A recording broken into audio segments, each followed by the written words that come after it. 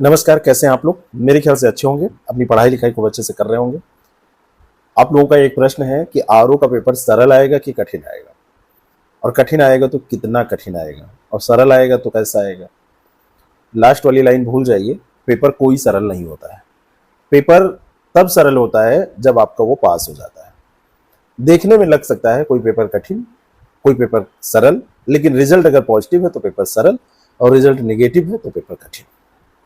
अब आपका प्रश्न है कि पेपर आरओ का सरल आएगा या कठिन आएगा, तो इसका जवाब मैं आपको देता हूं। इधर जो आयोग के पेपर हुए हैं उसमें आरओ का भी पेपर शामिल है जो निरस्त हो चुका है। उस पेपर को आप देखेंगे जिसके अंतर्गत ये ट्रेंड एनालिसिस मेरे सामने है, जिसमें हिस्ट्री के 22, ज्योग्राफी के 20, पॉलिटी के 12, इकोनॉमी के 11, साइंस के फिजिक्स केमिस्ट्री बायोलॉजी तीनों को मिला के 16 क्वेश्चन, जिसमें सबसे ज्यादा फिजिक्स पूछी गई थी, फिर केमिस्ट्री 5 और सबसे कम बायोलॉजी पूछी गई थी। नॉर्मली बायोलॉजी ज्यादा आप लोग आशा करके जाते हैं कि ज्यादा पूछी जाएगी। यूपी स्पेशल के 15, जनरल एप्टीट्यूड के 14, मिसलेनियस 14, करंट अफेयर के यूपी स्पेशल उसको आप करिए 10, 8 से 10 क्वेश्चन थे, और करंट अफेयर के लगभग 21 क्वेश्चन। ये मैं गलत पढ़ गया था, तो इसके 21 क्वेश्चन इस तरीके से ये क्वेश्चन पूछे गए थे। 140 क्वेश्चन का ये पूरा कैलकुलेशन है। अब इस पेपर की अगर मैं बात करूं तो हर एक सेगमेंट में, चाहे आप हिस्ट्री की बात कर लें तो हिस्ट्री में, ज्योग्राफी की बात कर लें तो ज्योग्राफी में, हर एक सेगमेंट में लगभग 40% सवाल ऐसे थे जो उलझाऊ थे, स्टेटमेंट बेस्ड थे, या फिर फैक्ट पूछा था तो इतना ज्यादा फैक्ट पूछ लिया था, कठिन फैक्ट पूछ लिया था जो सामान्य तौर पर नहीं पूछा जाता है। तो हर एक सब्जेक्ट में 30-40%, साइंस में छोटे छोटे प्रश्न थे, बाकी हिस्ट्री में, ज्योग्राफी में, पॉलिटी में, इन सब में आप देखेंगे तो बड़े प्रश्न थे, इकोनॉमी में भी ठीक ठाक अच्छे प्रश्न थे। तो इन प्रश्नों को आप जब देखेंगे तो आपको ये कठिन ही प्रतीत होंगे, इसमें कोई दो राय नहीं है। अब पेपर को बांटा जाए तो पूरा पेपर ना सरल और पूरा पेपर ना तो कठिन, आप ऐसे नहीं कह सकते कि पूरा पेपर कठिन ही था। तो सरल भी और कठिन भी दोनों का मिक्सअप होता है, पेपर ऐसे ही पूछा जाता है। तो आप इसको अब क्या कहेंगे, सरल कहेंगे, कठिन कहेंगे? ओवरऑल इसको कठिन इसलिए कहा जाता है क्योंकि 40-30% जो प्रश्न है उनमें जो दिक्कत हुई आप लोगों को, तो वो दिक्कत उसको कठिन बनाती है।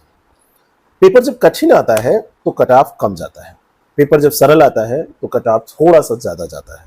लेकिन पेपर कितना भी कठिन क्यों ना आ जाए, कट ऑफ बहुत कम कभी नहीं जाता है। बात समझ में आ रही है? क्वेश्चंस आप देखेंगे तो क्वेश्चंस का लेवल आपको ऐसा मिलेगा कि सामान्य तौर पर अगर पढ़ने में भी आप गलती कर देंगे तो आप आंसर नहीं दे पाएंगे, लेकिन जब कट ऑफ की बारी आएगी तो आपको पता चलेगा कि कट ऑफ ठीक ठाक गया है। 2-4 क्वेश्चन या जो स्कोर है वो ऊपर नीचे हो सकता है, 2-4 अंक ऊपर नीचे हो सकता है, क्योंकि यहाँ पर क्वेश्चन और मार्क्स दोनों इक्वल हैं। एक ही नंबर का क्वेश्चन है, एक ही नंबर का यहाँ पर मतलब नंबर ऑफ क्वेश्चंस और नंबर ऑफ मार्क्स, वो टोटल मार्क्स वो इक्वल है। हिंदी में भी वही है और जीएस में भी वही है।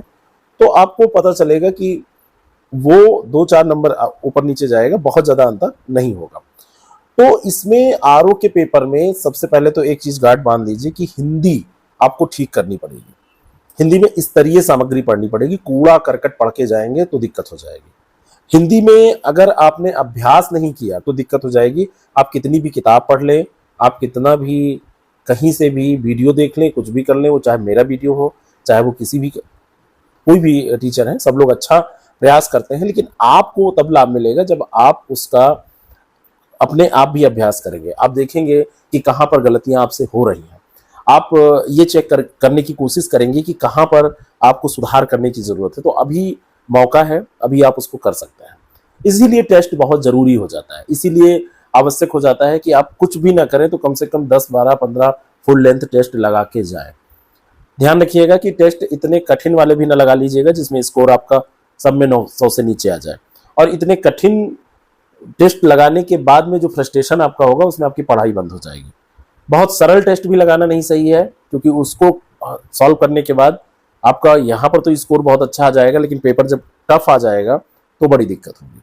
टेस्ट करिए ऐसा जो लेवल के क्वेश्चन जिसमें दिए हों, जिसमें कमीशन के द्वारा पूछे जाने वाले प्रश्नों का जो स्तर होता है उस तरीके के मिसलेनियस प्रश्न हो, कुछ कठिन हो, कुछ सरल हो, कुछ प्रश्न ऐसे हो जिनको आप बिल्कुल नहीं कर सकते हैं, 140 प्रश्नों में मेरा मानना है कि कम से कम 20 से 25 प्रश्न ऐसे होने चाहिए जो आपके लिए अनसुने हों।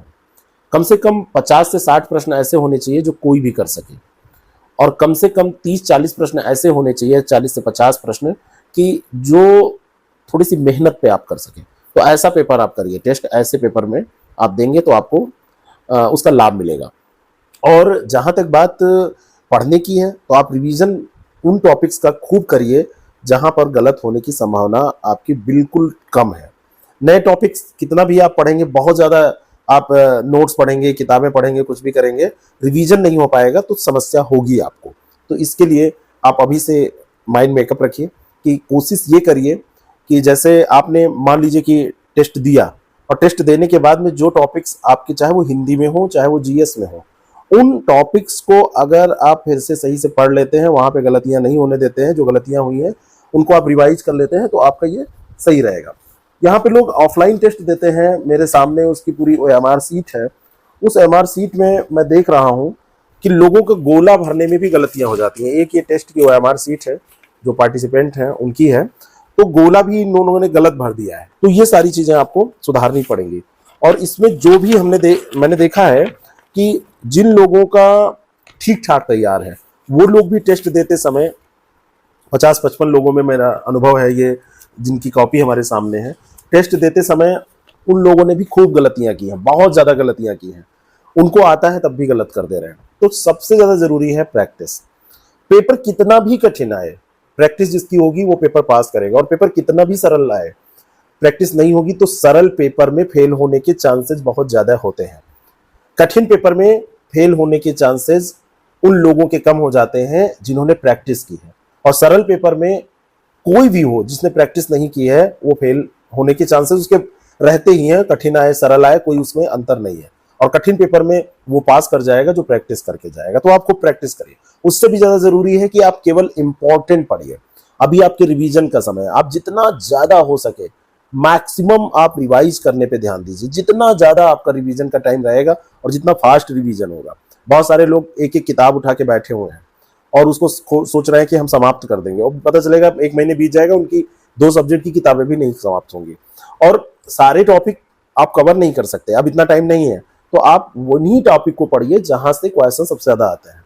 ठीक है ना। जैसे हम एक क्रैश कोर्स कर रहे हैं, अब उस क्रैश कोर्स में हमारा यही उद्देश्य है कि हम ऐसी कोशिश करें कि आपके सारे इंपॉर्टेंट टॉपिक रिवाइज हो जाए। हमने सेक्शनल टेस्ट किए, हमने फुल लेंथ टेस्ट अभी हमारे चल रहे हैं। इन सब में उद्देश्य एक ही होता है कि पूरा टॉपिक आपका रिवाइज हो जाए, कंप्लीट सिलेबस आपका रिवाइज हो जाए, कहीं से भी प्रश्न किसी भी तरीके का पूछा जाए, हर तरीके का प्रश्न भी उसमें है। तो अगर ये रिवीजन आपका हो जाता है तो आप ये मान के चलिए कि आप कम तैयारी के बावजूद भी पास कर सकते हैं।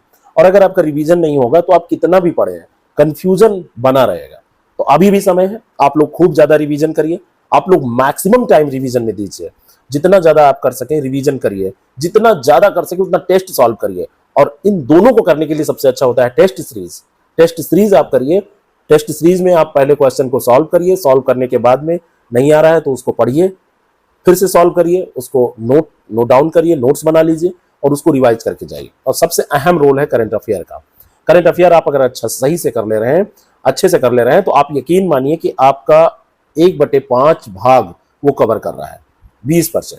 20% से ज्यादा आपका करंट अफेयर के द्वारा कवर हो जाएगा। क्योंकि जब आप करंट अफेयर करते हैं तो जीएस की बहुत सारी ट्रेडिशनल चीजें भी आपको समझ में आती हैं, रिवाइज हो जाती हैं। तो इसको आप करिए।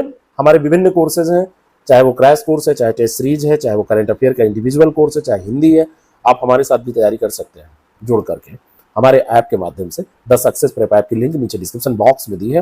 कोई भी जानकारी लेना हो तो जो नंबर दिए हुए हैं उस पर कॉल करके आप बात कर सकते हैं। Thank you.